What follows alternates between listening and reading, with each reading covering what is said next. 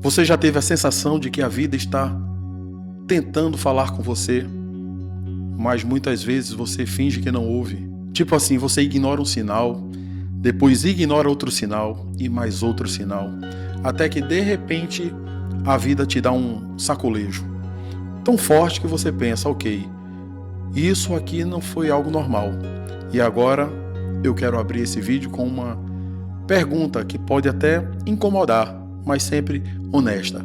E se o universo não fosse mudo e o problema fosse você estar distraído demais para ouvi-lo?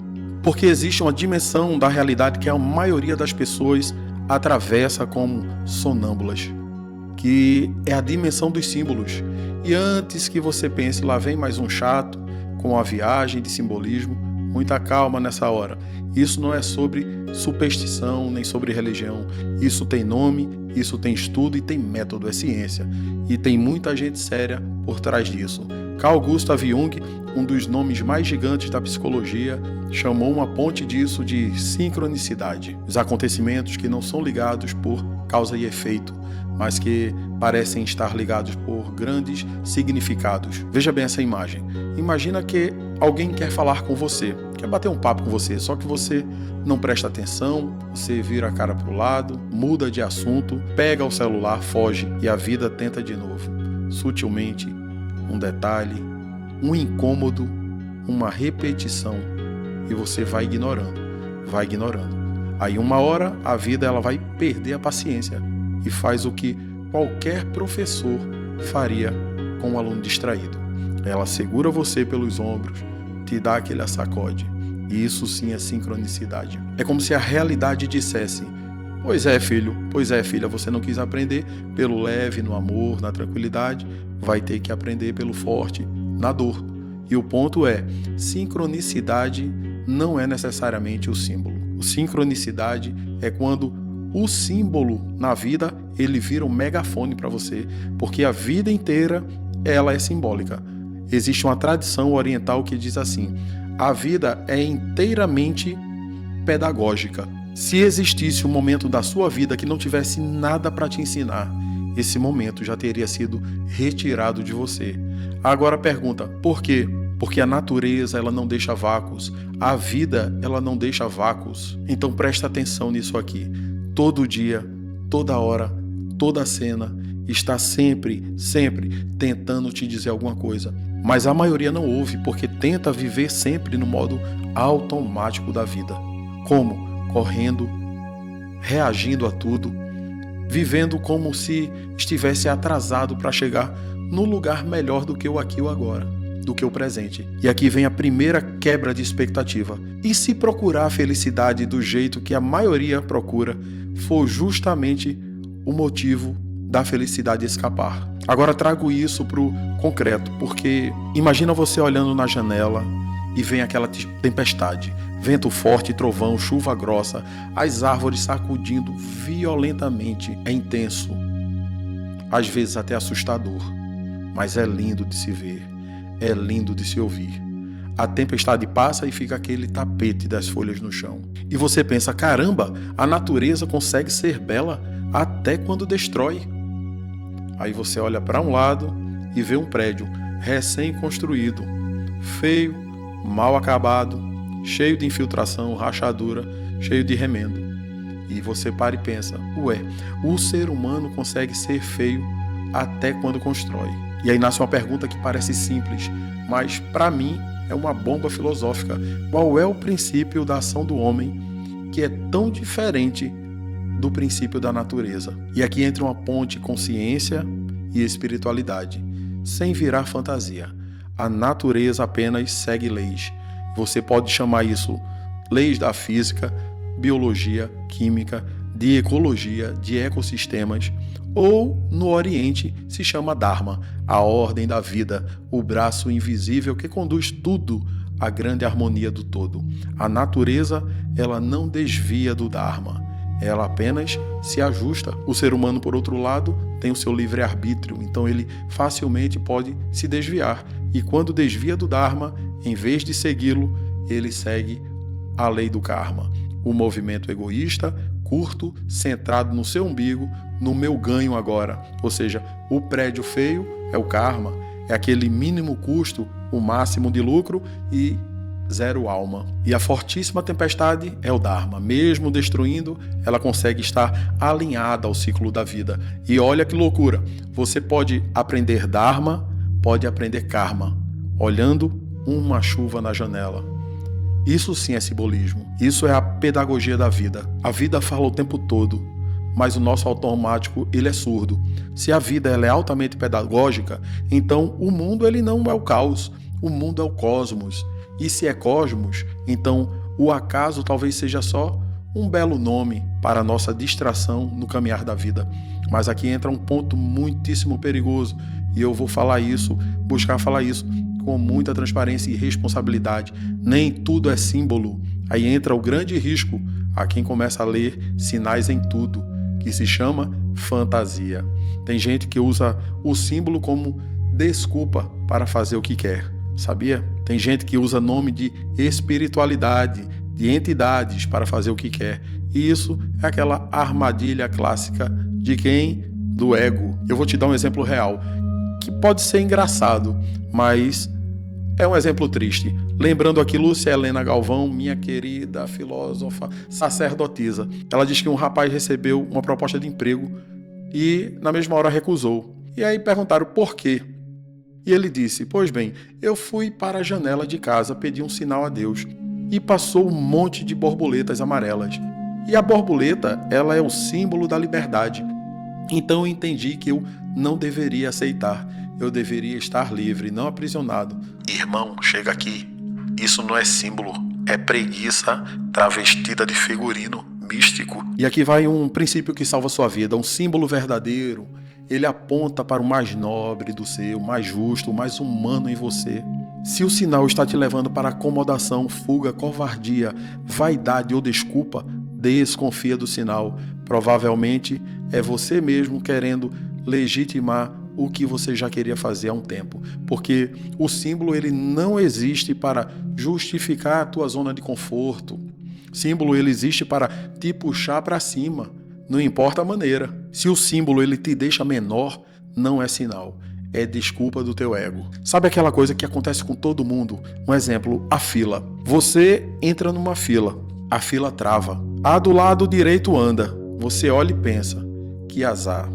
Aí você olha para do lado esquerdo, andou também. Aí você vou para o lado esquerdo e adivinha, a fila que você saiu anda. Isso acontece no banco, no trânsito, no supermercado. Isso acontece na vida com todo mundo.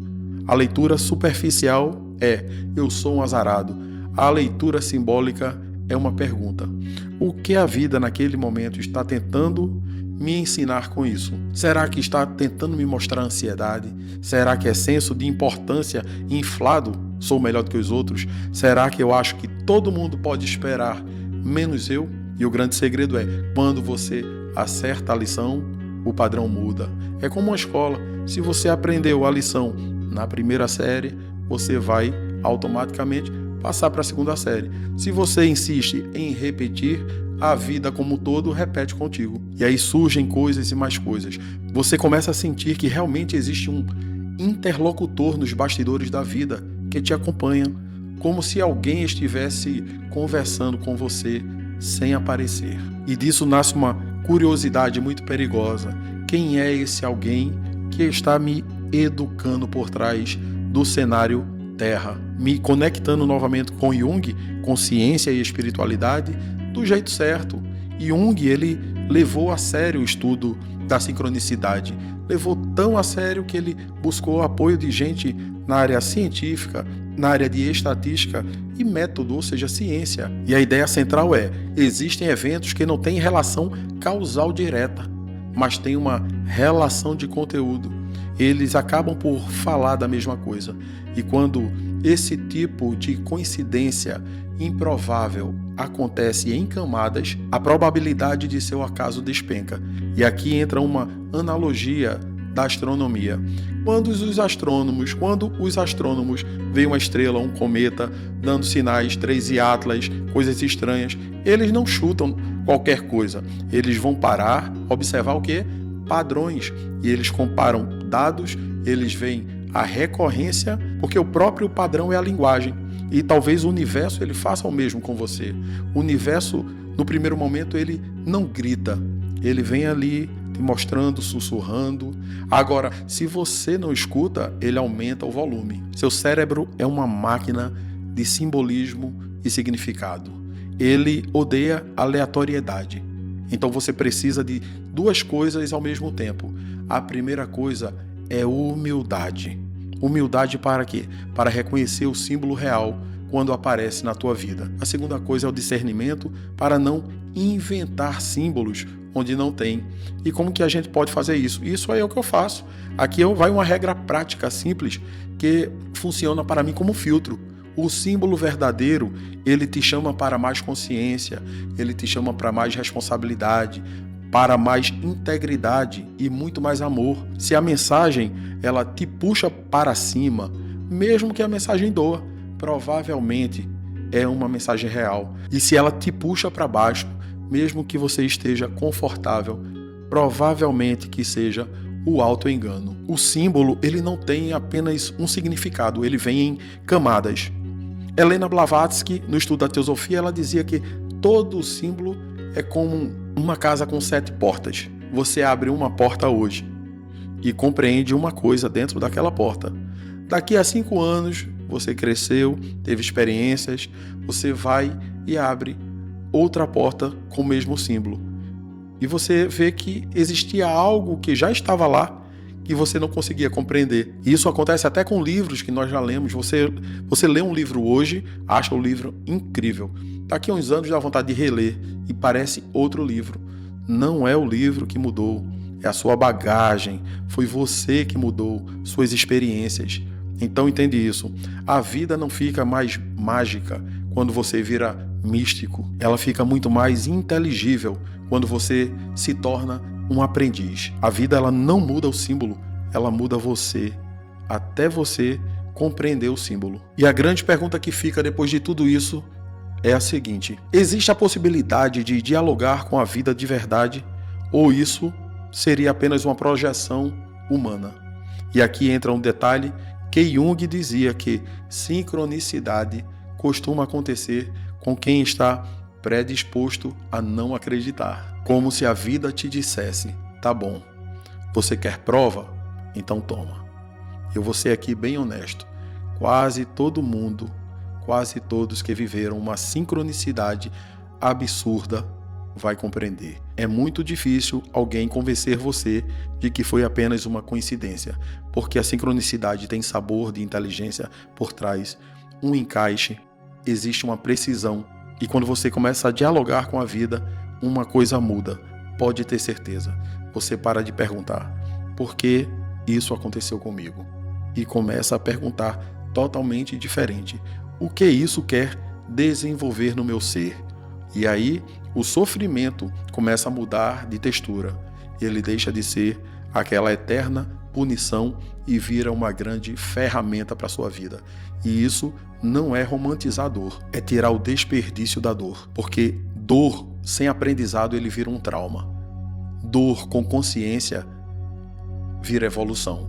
E aqui entra um simbolismo bíblico que faz certo sentido. Jesus ele falava o tempo todo por parábolas. Porque o Cristo falava por parábolas? Porque símbolo ele atravessa defesas. O símbolo entra onde o argumento não entra. Parábola é a grande linguagem simbólica para despertar as consciências quase primitivas. E talvez a vida faça a mesma coisa com você. Ela cria parábolas vivas no teu cotidiano. A fila, a tempestade, as borboletas, a poça, o trabalho, aquele encontro improvável, o livro que te modificou e você está no centro de tudo isso. Então o ideal não é viver esperando essas sincronicidades, porque sincronicidade é a vida te sacudindo. O ideal é você escutar, aprender a ouvir antes do sacode. É você viver tão atento, atenta, tão presente, tão aprendiz, que a própria vida não precise gritar com você. E aqui nós fechamos esse portal com a pergunta: você está vivendo como alguém que aprende ou como alguém que apenas reage perante a vida. Se você gostou do nosso vídeo, compartilha, deixa aquele joinha e se inscreve no nosso canal. Um grande abraço fraterno a todos e a todas. Até mais.